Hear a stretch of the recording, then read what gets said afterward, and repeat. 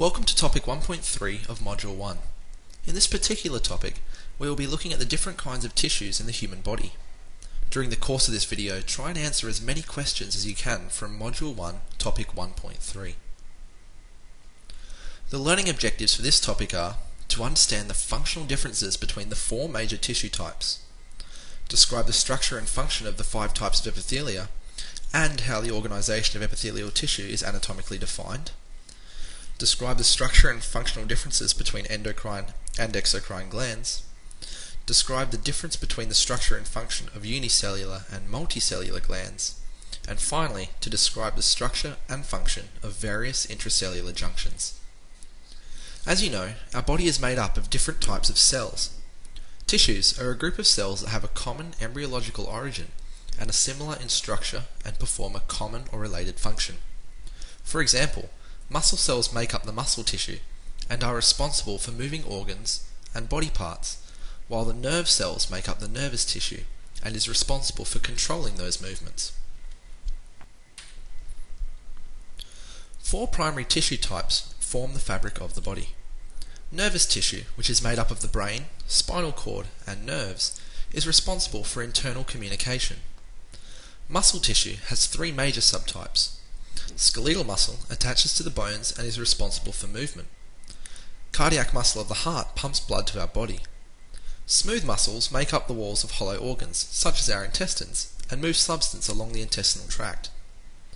Epithelial tissue lines all of our internal and external surfaces and forms boundaries between internal and external environments. In its role as an interface tissue, epithelial tissue performs several functions including protection, secretion, absorption, filtration, and sensory reception. For example, the skin surface and the lining of our gastrointestinal tract are made up of epithelial tissue. And finally, connective tissue connects, supports, protects, and binds other tissues together. Obvious examples for connective tissue include bones, tendons, fat, and other soft padding tissue. This video will be focusing on epithelial tissue. Epithelia, or epithelial tissue as the name suggests, is the layer of cellular tissue that covers or lines all internal and external surfaces, thereby forming boundaries between different environments. Nothing moves in or out of the body without facing epithelial tissue. For example, the epidermis of the skin creates a boundary between the inside and the outside of the body. Epithelial tissue is responsible for protection, sensory, excretory, and many other critical functions of our body. It is avascular, meaning it does not have any blood vessels and always sits on the basement membrane, through which it is connected to the loose connective tissue. One of the most important features of epithelial tissue is that the cells, but not the extracellular matrix, determine the function of the tissue, which means the cell shape, number, and organisation plays a significant role in determining what the tissue function is. The basement membrane connects epithelial tissue to loose connective tissue. It supports and protects the epithelial tissue from damage and helps prevent malignant cells from entering the loose connective tissue underneath it.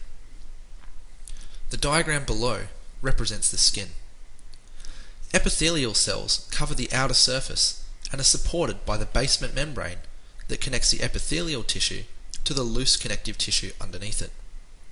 Although some connective tissues are avascular, such as cartilage and tendons, loose connective tissue contains capillaries and nerves. Endothelium is a special name given to the epithelial cells that line the inside of capillaries. There are 5 different types of epithelia. Exchange epithelia is made up of thin, flat cells that allow movement of substances through or between them. Blood vessels and lung alveoli are made up of exchange epithelia, which allow them to exchange nutrients and gases efficiently. Protective epithelia is made up of multiple layers of epithelial cells that are stacked together and prevents the entry and exit of substances between the internal and external environments. The cells in the protective epithelia are constantly being replaced due to damage from the external environment. Ciliated epithelia have beating cilia on the apical surface of the cells. These cilia create fluid currents that move substances along the epithelial surface. For example, the ciliated epithelia in the airways of the trachea move mucus upwards. Secretory epithelia make and release products. All the exocrine and the endocrine glands in our body are made up of secretory epithelia. And finally, transporting epithelia selectively move substances across the lumen and into the extracellular fluid. Transporting epithelia can be found lining the gastrointestinal tract. As mentioned before, the shape and the organisation of epithelial cells play a crucial role in determining their tissue function. Squamous epithelial cells are flattened and scale-like cells that are seen in the lung alveoli and capillaries. These permeable cells allow fast absorption and diffusion of substances through them. Cuboidal and columnar epithelial cells are involved with absorbing, transporting, and secretory functions.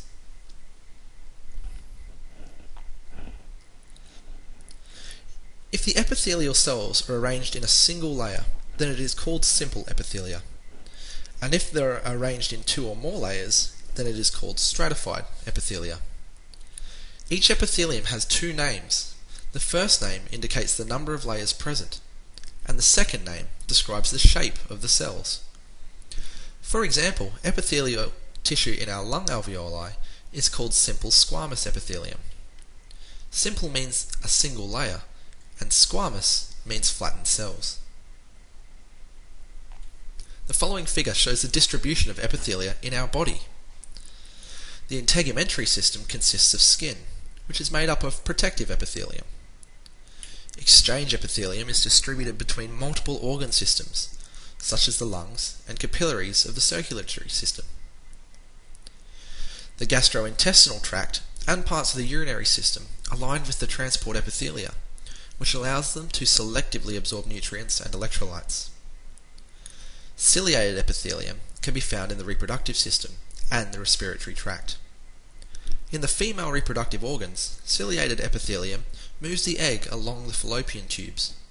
In the respiratory tract, the motile cilia propels mucus away from the lungs. All the glands in our body are made up of secretory epithelium. There are two kinds of these glands.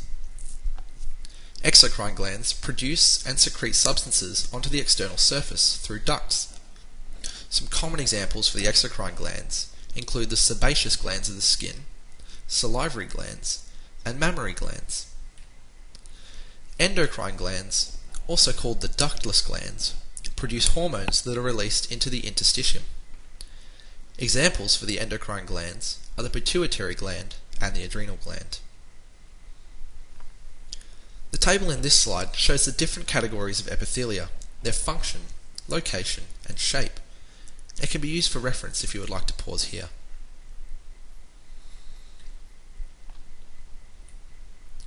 Exchange epithelia are made up of simple squamous epithelium. As mentioned before, simple means single layer, and squamous refers to the flattened shape of these cells.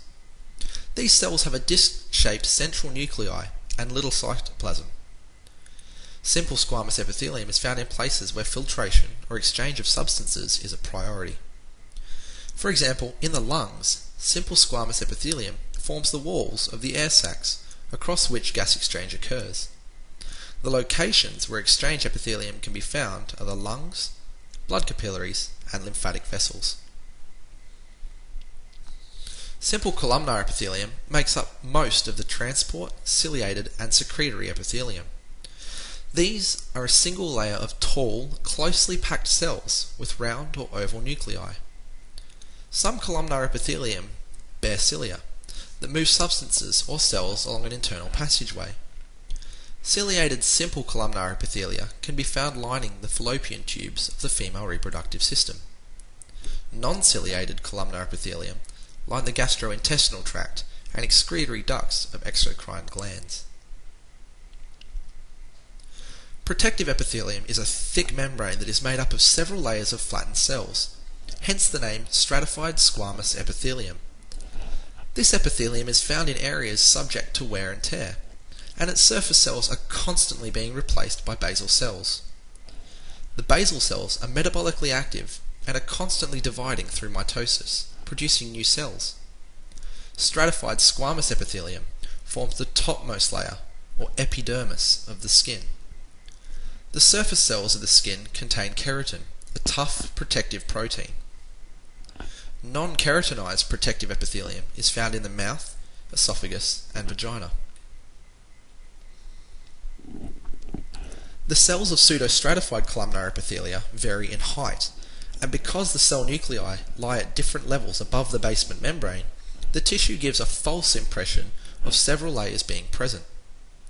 Pseudostratified ciliated columnar epithelia, for example, can be found lining the trachea and the upper respiratory tract. Transitional epithelium is found in the bladder and has the ability to expand.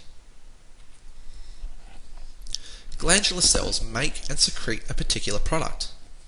These cells obtain substances from the blood and transform them chemically and metabolically into a special secretion that is then discharged from the cell. Glandular cells form exocrine and endocrine glands. Exocrine glands produce and secrete substances onto the external surface of an organ system through ducts. Exocrine glands can be unicellular or multicellular. Endocrine glands, however, also known as ductless glands, produce hormones that are released into the interstitium. Goblet cells are unicellular exocrine glands that secrete mucus. They are located in the gastrointestinal tract and in the respiratory tract. In the lungs, mucus released by these cells trap pollutants and dirt and prevent them from entering the lungs. In the gastrointestinal tract, mucus protects the cells from the digestive acids produced in the stomach. Depending on the mode of secretion, exocrine glands can be classified into two different types. Merocrine glands secrete their products by exocytosis. The pancreas, most sweat glands, and salivary glands all belong to this class. Secretory cells of the holocrine glands accumulate their products within their cytoplasm until they rupture. Secretions of holocrine glands include the synthesized product plus dead cell fragments. The sebaceous glands of the skin are the only example of holocrine glands. Most epithelial cells in our body are connected by tight junctions. The interlocking junctional proteins zip the cells and hold them together, making them rigid. These junctions generally allow the movement of materials around and between them, but some of these junctions can be watertight. Desmosomes are similar to spot welds. The linker proteins physically hold the cells together. Desmosomes are found in places of wear and tear, such as the skin, and also in the cardiac muscle cells, because they experience huge amounts of mechanical stress from expanding and contracting. Gap junctions are specialized intercellular connections. The protein, called connexon, directly connects the cytoplasm of two individual cells. This allows various substances, such as molecules, ions, and electrical signals to pass directly through the channel between cells. The gap junctions in the heart muscle provide direct contact between cardiac cells, allowing the electrical impulse of contraction to spread rapidly from cell to cell. Because epithelial cells divide constantly, the risk of cells becoming cancerous is significantly higher. Carcinoma refers to the cancer of epithelial cells and accounts for 90% of all cancers. Various factors, such as exposure to carcinogens like UV light, inhaling pollutants, or constant abrasion in the case of the gut lining, or hormonal stimulation as seen in epithelial cells of the female breast, can all lead to carcinoma. From this video, we have introduced the different types of tissues in our body, the structure, function, and distribution of different kinds of epithelial tissues in our body. We have also introduced glandular epithelium and the different glands associated with it. And finally, we have explored the various kinds of intercellular junctions found in epithelial cells.